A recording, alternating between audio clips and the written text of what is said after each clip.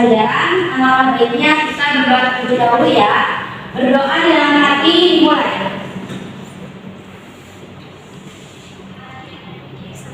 Amin. Sekarang kita absensi terlebih dahulu ya. Amelia, hadir Bu. Bella Katana, hadir. Sevilla, hadir Bu. Hani, hadir Bu. Lulu, izin Bu. Kenapa Lulu? Gak tahu Bu. Oh, Mega, hadir. Reti, hadir. Baik anak-anak, alhamdulillah ya kita bisa berkumpul pada pagi hari ini kembali lagi pada pembelajaran bahasa Indonesia. Sekarang itu mau bertanya nih, minggu kemarin kalian masih ingat nggak belajar apa? Hikayat ya. Sekarang itu mau mendengar penjelasan pengertian hikayat dari kalian, dari salah satu dari kalian. Siapa yang bersedia untuk menjelaskan hikayat? Bu, ya ini silakan. Hikayat adalah jenis karya sastra lama yang berbentuk prosa. Hikayat biasanya mengandung nilai-nilai moral dan seringkali disampaikan secara lisan dari satu generasi ke generasi berikutnya. Baik, sekarang kita akan belajar mengenai teks negosiasi. Anak-anak, apakah kalian sudah tahu apa itu teks negosiasi? Ada yang tahu nggak? Ya, ada. Jadi teks negosiasi itu yang berisi kesepakatan di antara kedua belah pihak. Ya, benar sekali. Jadi intinya teks negosiasi itu adalah sebuah teks yang berisi sebuah penawaran, ajuan penawaran, dan hasil akhirnya itu adalah sebuah keputusan atau kesepakatan. Nah, sekarang kita membahas. Jadi teks negosiasi itu adalah proses tawar-menawar dengan jalan berunding guna mencapai kesepakatan. Jadi untuk melakukan negosiasi itu ada dua pihak gitu ya. Yang pertama itu ada seorang individu atau sebuah kelompok yang terikat dengan interaksi dengan pihak lain. Yang selanjutnya ada tujuan negosiasi. Yang pertama itu untuk mengatasi atau menyesuaikan perbedaan, yaitu untuk memperoleh sesuatu dari pihak lain. Yang akhirnya itu akan mencapai sebuah kesepakatan antara kedua belah pihak. Yang selanjutnya juga tujuannya itu untuk menyelesaikan sengketa atau perselisihan dari pendapat kedua belah pihak itu. Yang selanjutnya juga ada unsur pembangun. Unsur pembangun negosiasi itu yang pertama ada partisipan, yang mana partisipan itu adalah anggotanya. Jadi anggotanya itu tidak hanya seorang individu saja, tetapi ada kedua belah pihak itu. Yang kedua ada perbedaan kepentingan dari kedua belah pihak. Jadi kedua belah pihak itu mempunyai sebuah keinginan atau kepentingan gitu. Dan yang ketiga ada pengajuan dan penawaran. Jadi kedua belah pihak itu yang satu dia mengajukan sebuah pengajuan untuk mencapai sebuah keinginan, dan pihak kedua itu dia melakukan penawaran untuk tertuju pada kesepakatan. Yang keempat adanya persetujuan atau kesepakatan. Jadi kedua belah pihak itu setelah melakukan negosiasi, setelah melakukan perundingan, hasil akhirnya dia akan sepakat terhadap untuk menyepakati sebuah keinginan. Yang selanjutnya ada struktur teks negosiasi. Yang pertama ada orientasi. Jadi di sini orientasi itu adalah hal awal ya, yaitu pengenalan topik dari permasalahan negosiasi itu. Dan yang kedua ada pengajuan. Pengajuan itu adalah pernyataan dari pihak pertama untuk meminta atau mengajak pihak kedua untuk menghadapi tuntutannya itu. Yang ketiga yaitu penawaran. Penawaran di sini yaitu pernyataan pihak kedua untuk melakukan tawar-menawar kepada pihak pertama. Yang keempat ada kesepakatan. Nah, jadi kesepakatan ini antara kedua belah pihak ini terdapat kesepakatan. Jadi kedua belah pihak ini itu tidak ada yang dirugikan dan tidak ada juga yang untung sendiri gitu. Jadi kedua belah pihak ini mereka sudah sama-sama sepakat tidak ada yang dirugikan dan mereka juga sama-sama mendapatkan keuntungan gitu. Selanjutnya yaitu kaidah kebahasaan teks negosiasi. Yang pertama ada bahasa persuasi. Jadi bahasa persuasi itu adalah bahasa untuk mempengaruhi seseorang. Contohnya itu nih, Amel ini mempengaruhi Sevilla. Jadi contoh katanya itu Bila baju ini bagus loh, ayo buruan beli. Nah, itu kan contohnya Amel itu ingin mempengaruhi Sevilla agar si Sevilla itu bisa membeli baju seperti yang dipakai oleh Amel. Nah, yang kedua ada kalimat deklaratif. Nah, kalimat ini adalah kalimat yang disampaikan dalam bentuk isi penyataan. Dan yang ketiga ada santunan bahasa. Nah, ketika kita melakukan negosiasi itu jangan lupa juga kita harus menggunakan etika di dalam berbahasa sehingga kita akan mencapai kesuksesan ketika melakukan negosiasi. Yang keempat, menggunakan konjungsi. Konjungsi ini adalah kata verbum yang terdapat dalam teks negosiasi. Contohnya itu seperti kata begitu, terus kata walaupun, dan juga kata meskipun. Yang kelima ada kalimat efektif.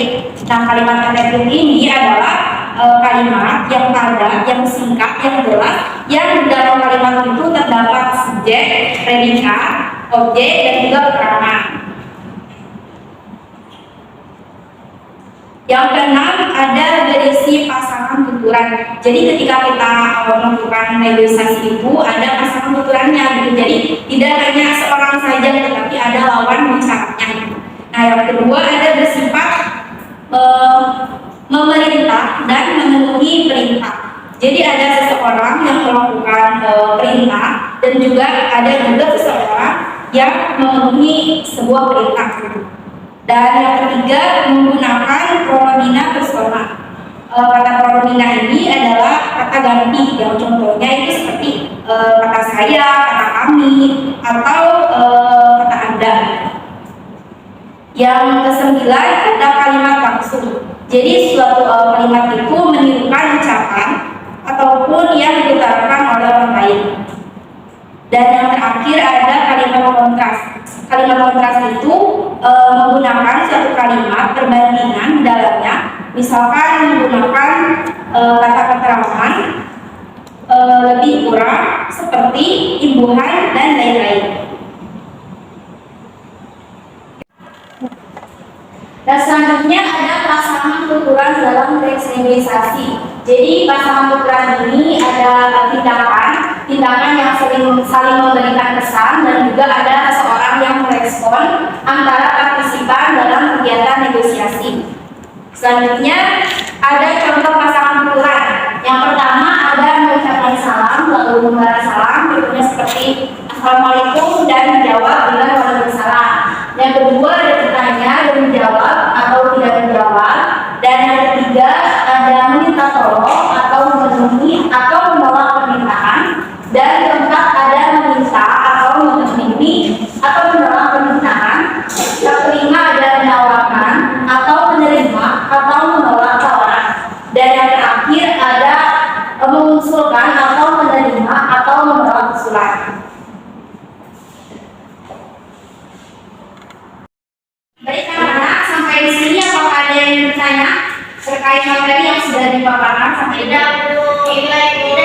Baik, sekarang Ibu akan memberikan tugas ya. Jadi nanti Ibu akan memberikan sebuah teks negosiasi. Nah, nanti kalian melakukan pencarian struktur pada teks negosiasi itu. Nanti Ibu akan menunjuk kalian untuk membacakan hasil analisis struktur teks negosiasi ini. Oke?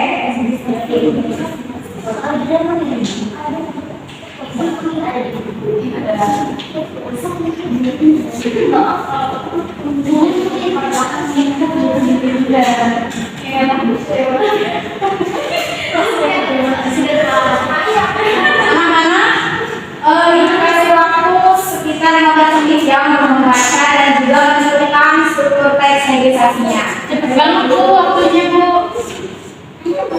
Jangan lama-lama ya.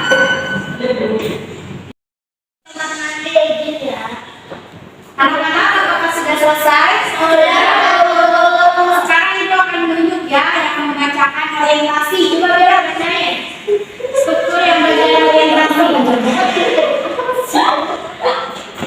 Baik Ibu, contohnya jadi contoh orientasi itu kayak si pembeli dan si penjual. Kata si pembeli, berapa harga sekilo mangga ini Bang? Kata si penjual, 30.000 Bu, murah. Gitu aja Bu. Ya baik. Bagaimana anak? Apakah jawaban dari Bella itu sudah benar? Oke, betul ya. Yang kedua yaitu bagian pengajuan. Coba Hani bacakan. Bagian pengajuan ini contohnya seperti pembeli. Pembeli ini berkata boleh dikurangkan Bang. Segitu Bu. Anak-anak, apakah jawaban dari Hani sudah betul? Betul. Ya. Yang ketiga yaitu penawaran. Coba Amel bacakan yang bagian penawaran. Baik Bu, bagian penawaran itu belum boleh Bu, barangnya bagus loh Bu. Ini bukan karbitan, matang di pohon. Baik, bagaimana anak? Apakah jawaban dari anak sudah betul? Betul. Betul ya, semuanya jawabannya seperti Amel. Ya. Baik, sekarang bagian struktur kesepakatan atau persetujuan. Saya kira coba bacakan. Baik Bu, untuk bagian persetujuan, contohnya seperti ada pembeli, iya Bang, yang penting saya dapat mangga yang bagus dan tidak busuk. Penjual, saya jamin Bu kalau ada yang busuk boleh ditukarkan. Dan pembeli menjawab, baiklah saya ambil 3 kilo ya Pak. Seperti itu Bu. Baik, bagaimana anak? Apakah jawaban dari sesi lain sudah betul?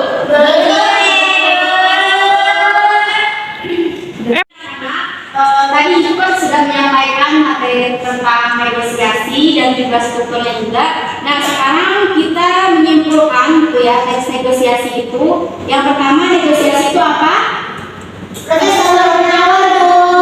Ya, selanjutnya tujuan negosiasi itu apa?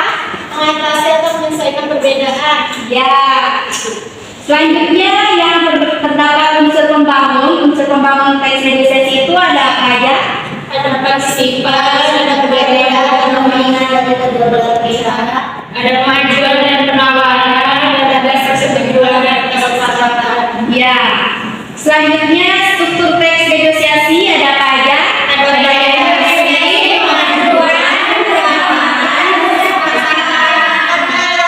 Nah, terus kaidah kebahasaan dalam teks negosiasi itu ada apa aja? Yang pertama ada bahasa teks negosiasi, yang kedua ada lima deklaratif, yang ketiga ada penggunaan bahasa, yang keempat ada penggunaan konjungsi, yang kelima ada kalimat efektif. Nah, yang keenam ada berisi paham kebetulan, yang ketujuh ada bersifat pemerintah dan memenuhi perintah, yang kedelapan menggunakan perlindungan sopan, yang kesembilan kalimat langsung, yang kesepuluh kalimat Baik anak-anak, sekarang kita sudah di penghujung pembelajaran. Apakah ada yang ingin ditanyakan terkait materi teks negosiasi ini? Tidak ya. Jadi minggu depan kita akan masih membahas terkait teks negosiasi. Jadi kalian sementara ini kalian tidak diberikan tugas ya. Tugasnya itu hanya belajar